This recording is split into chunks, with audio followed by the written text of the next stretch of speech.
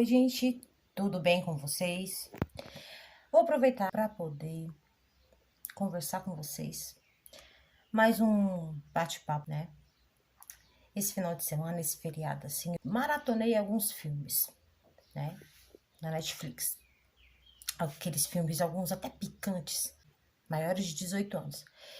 E me deparei com vários. Tinha alguns que eu já tinha assistido: 50 Tons de Liberdade, Desejos Sombrios, que é uma série também que tem a Maite Perrone. Foi bem legal. Então, assim, cada filme que eu assisti, cada um me passou uma mensagem. Cada um eu absorvi e analisei de uma maneira diferente. E eu, lógico que a arte, ela imita a vida real, né?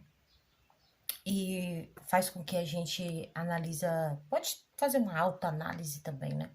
E eu acho que eu utilizei isso, né? Eu acho que o último filme que eu assisti ontem foi Pecados Íntimos. Eu assisti A Vida Secreta de Zoe, e depois eu vou explanar um pouquinho mais adiante. De cada um eu pude absorver, trazer algumas congruências dessas séries, dessas obras, até para a vida real, no caso. Eu vou pincelar sobre dois filmes: Vida Secreta de Zoe, e vou falar sobre Pecados Íntimos. A Vida Secreta de Zoe, pincelando por alto, né, até para não dar tanto spoiler, conta a história de um jovem casal, né, Zoe e o seu marido Jason, que tem uma vida estável. Ela que, vamos dizer, tem uma empresa de marketing, né, é uma mulher visionária, né, bem casada, o esposo arquiteto, tem 2 filhos, o casal. Mas só que em um dado momento tem aquela crise, na qual ela se vê diante de uma compulsão sexual. É isso mesmo. O nome que a gente dá é ninfomaníaca, né? A pessoa que tem esse vício na questão do sexo. E aí ela começa, como se diz assim, a ter os instintos. Tipo, ela tem uma vida boa, tem a casa, a família e tudo mais tal, mas só que ela acaba tendo esses instintos e porventura acaba traindo o marido, né, com um de seus clientes. Tem um flerte, né, uma relação íntima mesmo, então assim, é um pouco picante, e isso acaba meio que sugando, né, os pensamentos dela, as atitudes, que ela acaba girando em torno apenas disso, dela manter essa saciedade sexual. Então ela acaba meio que se voltando para isso. Aí ela, durante o trabalho, ela não tem mais o foco, na família também ela começa a deixar a desejar, ela inventa desculpas para poder sair, as suas saidinhas noturnas, porque o marido é tão empenhado, ele acaba, né, passando até horas mais tardes, né, noturnas trabalhando. E aí ela aproveita essa deixa a mãe dela, né, que mora junto, aí acaba meio que, digamos, ela utiliza dessa mãe, né, para poder ficar com as crianças, e ela sai. Conta mentiras. Acabou se envolvendo com 2 personagens. Acho que um dos personagens, acho que vocês vão até gostar, que ele é um artista plástico, faz o personagem de Quinton Canola, o nome do personagem. O ator é o William Levy. É um cubano que já fez várias novelas. Uma delas é Cuidado com o Anjo, com Maite Perrone e tudo mais certo. Então, ele é muito lindo. E aí ela busca a ajuda, né? Ela começa a fazer terapia. E tipo, ela acabou meio que esquecendo algumas coisas. Ela teve um apagão, assim, por exemplo, da sua infância, assim, né? Muitas das vezes, muitos problemas da nossa fase adulta, a gente encontra a resposta na nossa infância. Mas isso eu não vou contar para vocês, porque quem ficar curioso tem que ir lá e assistir, para descobrir o porquê, o que desencadeou, né, esse instinto, né, sexual, essas coisas nela. Mas assim, qual a análise que eu tirei, assim, desse... E aí ela começa a frequentar um centro de ajuda, né, de terapia, tipo Alcoólicos Anônimos, mas só que no caso são para pessoas, né, que têm essa dependência de amor e de sexo, anônimos também. São reuniões, né, que eles se reúnem para poder estar falando sobre os seus dilemas, né, interiores, para tentar juntos buscar uma solução. Eu acho que é válido, é interessante. Eu acho que isso foi legal, sabe? Tipo, mostrar a trama, mostrar todo o percurso, né, que ela seguiu para poder, como se diz assim, ter aquela falsa sensação de saciedade, né? Porque ela nunca estava satisfeita exatamente. E realmente ela estava doente, é psíquico, né? Um distúrbio, né? Então nunca aquela pessoa vai estar satisfeita. Então por isso que tem que buscar esse tipo de ajuda, esse tipo de amparo, né? E foi o que ela fez, assim, ela buscou. Então eu acho que foi bem legal, assim, sabe? Esse filme. Outro filme também, assim, que bem no finalzinho, assim, foi bem, como se diz? Me deu até vontade de chorar, né? Foi Pecados Íntimos. Aí tem todo como se diz assim, uma pegada, assim, de uns contextos assim, religiosos, pode-se dizer, sabe? De todo, como se diz assim, princípios morais, né? Culturais, né? De conduta. As pessoas devem lidar, se portar, se relacionar, né? Aí tem um, tem, tem dois personagens principais, no caso, que eu vou falar, três personagens que eu vou falar, né? Aí a trama fala sobre Sarah, que é casada, tem uma filha, mas só que o que ela gostava mesmo, assim, ela tinha os desejos dela, no caso, sonhos pessoais, né? Ela acabou se casando, era o segundo casamento do esposo, foi morar numa casa onde por já estar num período bem avançado da gestação, ela não teve nem tempo exatamente de, como se diz assim, reformar e deixar com a cara dela, no seu um quartinho de solteiro que ela colocou lá tudo que ela gostava, né? Então, tipo assim, os livros dela. Então, ela gosta muito de estudar e tudo mais tal. Fica mulher empoderada, independente, no caso. Mesmo estando casada, né? Nessa que era infeliz nessa relação. O esposo, né, bem colocado, um empresário, tudo mais tal, mas que tinha também o seu pecado íntimo, né? Ele acessava conteúdos para adultos e ele acabava meio que se satisfazendo ali com aqueles conteúdos. Ou seja, até que por vezes deixando a esposa na mão, Sara, que era uma mulher jovem, né? E aí, ela sempre no período matinal, ela ia para a pracinha, lá do bairro onde ela morava. Lá tinha três mulheres que ficavam babando por outro pai. Que aí a gente mostra toda a questão de um dilema. Tipo assim, até da questão do papel da mulher também e do homem, né? Do papel social. Apesar de que hoje em dia se mudou muito, né? Então, assim, a mulher sai para trabalhar assim, o homem também cuida da casa. Antigamente era só o homem que trabalhava e a mulher ficava em casa. Não, e hoje em dia os papéis também até se inverteram, então ambos trabalham.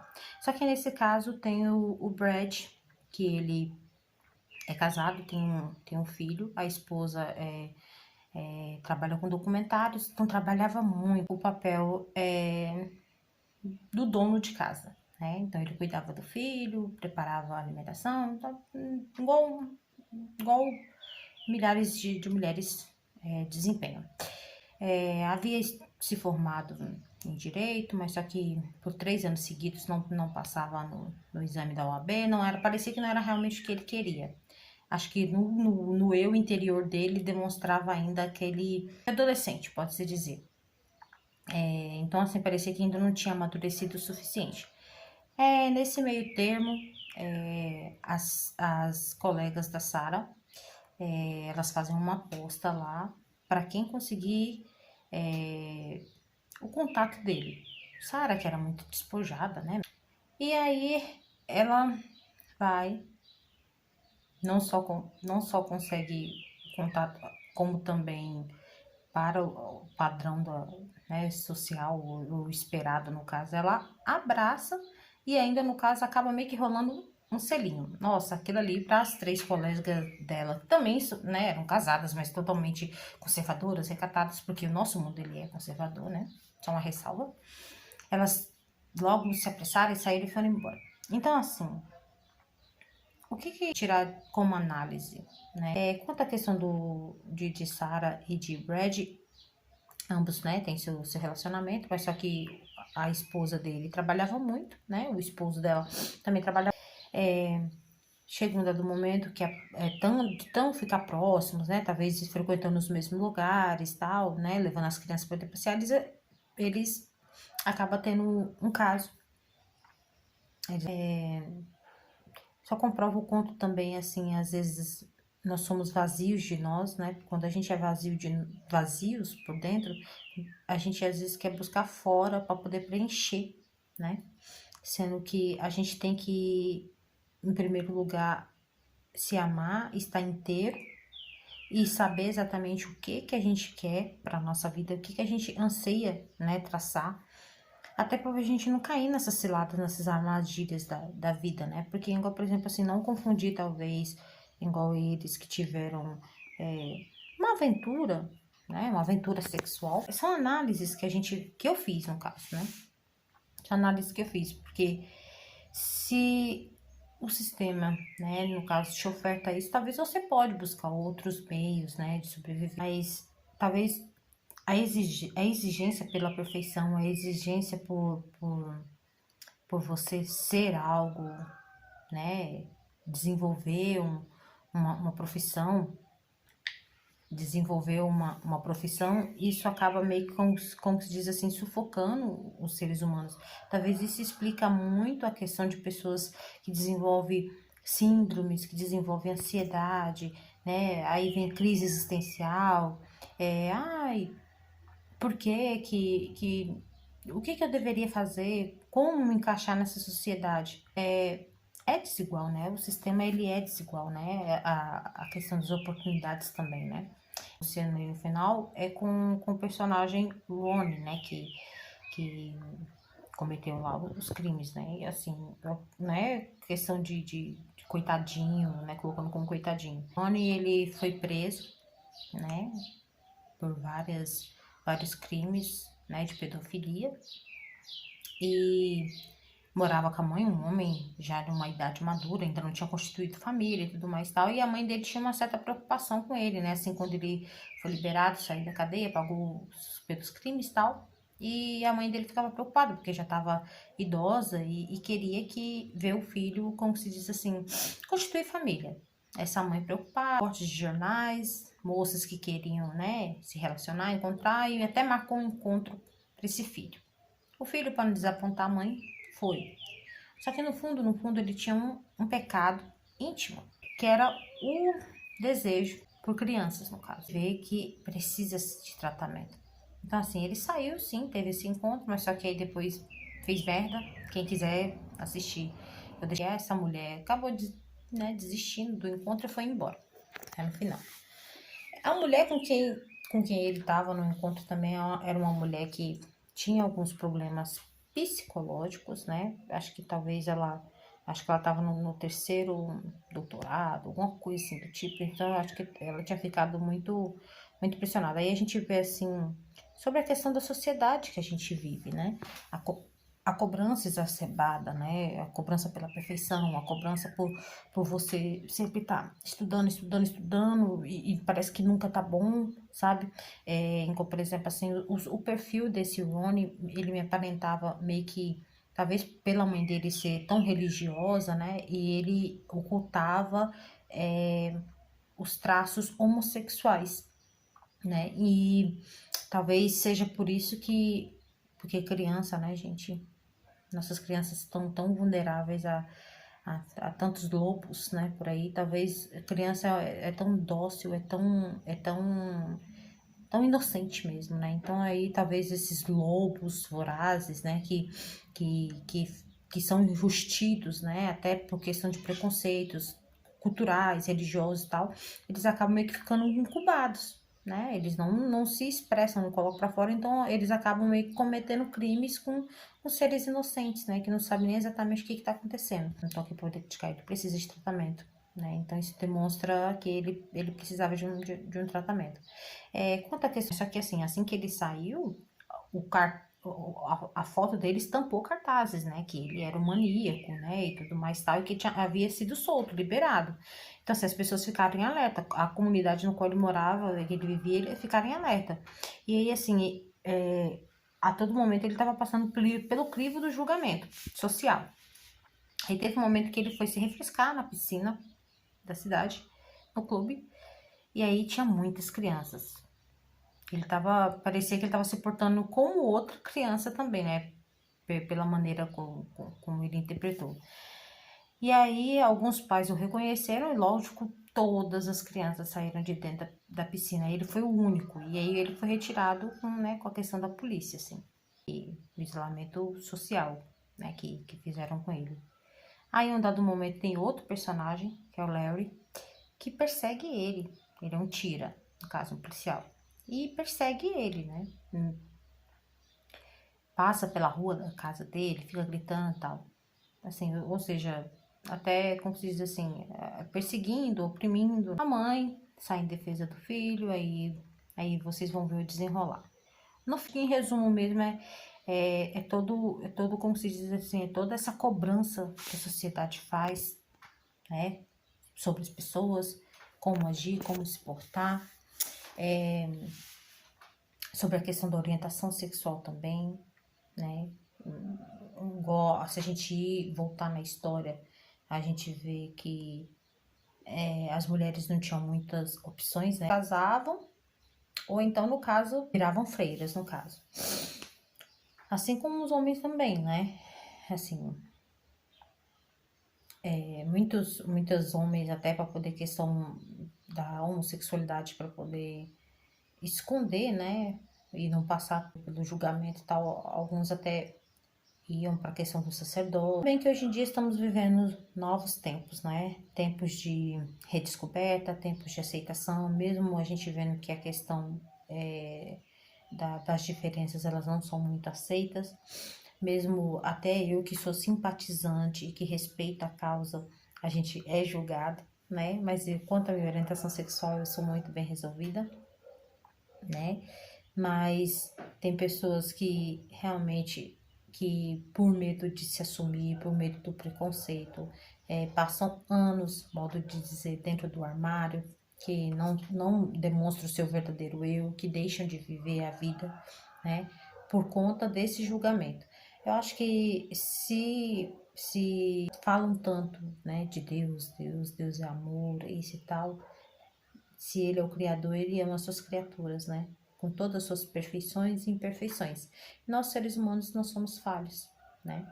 Então, assim, em dados momentos da vida, a gente vai desenvolver vícios, a gente vai desenvolver síndromes, a gente vai desenvolver susceptível a mudar, a nos reinventar, a aprender um com o outro. Basta a gente estar aberto para isso. Basta a gente aprender a não apontar o dedo para o outro, não ficar colocando o dedo na ferida do outro. Basta a gente poder se olhar de forma igual, né? Independente de classe social, independente de raça, de etnia, né? Independente de cor. A gente se olhar como ser humano. Quanto mais divide, eu acho que a divisão ela só serve para alguma coisa, para manter quem está exatamente no topo, permanecer. Ou seja, é dividir para governar. Então, a partir do momento que a gente se unir, a gente se enxergar como semelhantes, eu acho que as diferenças acabam, aceitando que vem a transformação. É a ficção imitando a vida real, a verdade absoluta, semelha no caso. Então, eu acho que é isso. Do primeiro filme, de que se você tem um problema, você tem que buscar por ajuda, né? No segundo, a gente não fazer tanta cobrança. Era o que o personagem queria, o Brad queria, talvez ele não queria desenvolver mesmo que ele estudou, ele não queria desenvolver aquela profissão, né? Talvez a Sarah também, ela não queria o casamento naquele momento, não queria ter filhos, né? Lógico, ninguém tem culpa, a criança não tem culpa. Todos sofrem, assim, de estereotipar, essa questão de impor a questão do matrimônio e tudo mais. Eu acho que tudo tem que ser feito com calma, com aceitação, sobre a questão do outro personagem, o Ronnie, que ele acho que ocultava, né, tanto uma característica meio que infantil, né, e homossexual também, né, talvez não desenvolveu, não trabalhou muito bem esse dilema na vida dele. Talvez por isso não justifica, mas talvez seja uma síntese, né, dos crimes que ele cometeu, né, no filme, estou dizendo. Eu acho que é isso, assim, a gente como ser humano se aceitar e se respeitar. Não ficar apontando toda hora, né, ficar usando esse dedo para poder ficar apontando. A gente não pode esquecer que tem mais quatro, né, que estão voltados pra gente. E sempre tentar se colocar no lugar do outro e seguir a nossa vida, né, gente? Porque enquanto a gente tá cuidando da vida do outro, a nossa tá passando. Se você gostou desse bate-papo reflexivo matinal e que quer continuar, né, vendo minha maneira de pensar, de agir, aqui nesse canal eu posto de tudo, assim, sabe? De um tudo eu posto. É o que eu acho interessante compartilhar, eu compartilho. Curta meu vídeo, se inscreva no meu canal e compartilhe com seus amigos. Eu finalizo por aqui, Márcia Pimontes.